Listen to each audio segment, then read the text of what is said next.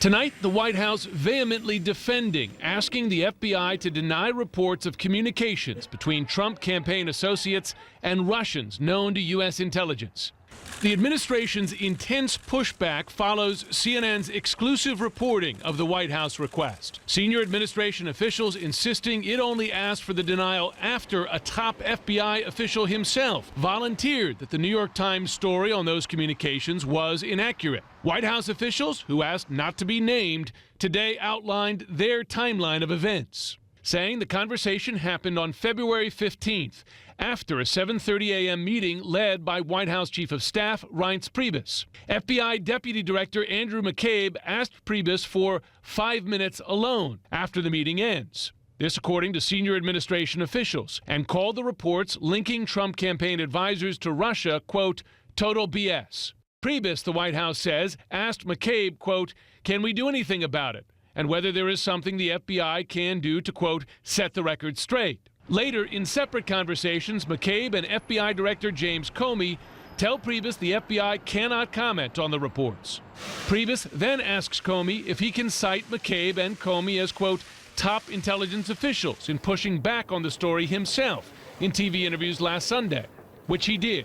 I've talked to the top levels of the intelligence community, and they've assured me that that New York Times story was grossly overstated and inaccurate and totally wrong. The direct communications between the White House and the FBI were unusual because of decade-old restrictions on such contacts concerning pending investigations. You don't even want the appearance of political influence with respect to an investigation or prosecution. That's why the protocols are in place. President Trump on Friday ranted against the leaks that have plagued his administration, making a case reporters should only use named sources, even as White House officials spoke to reporters asking not to be named. I'm against the people that make up stories and make up sources.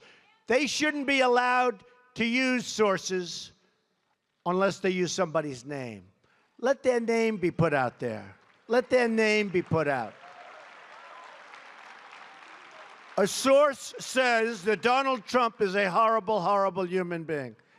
Let him say it to my face. Mr. Trump also criticized the FBI directly, tweeting, quote, the FBI is totally unable to stop the national security leakers that have permeated our government for a long time. They can't even find the leakers within the FBI itself. Classified information is being given to media that could have a devastating effect on U.S. Find now.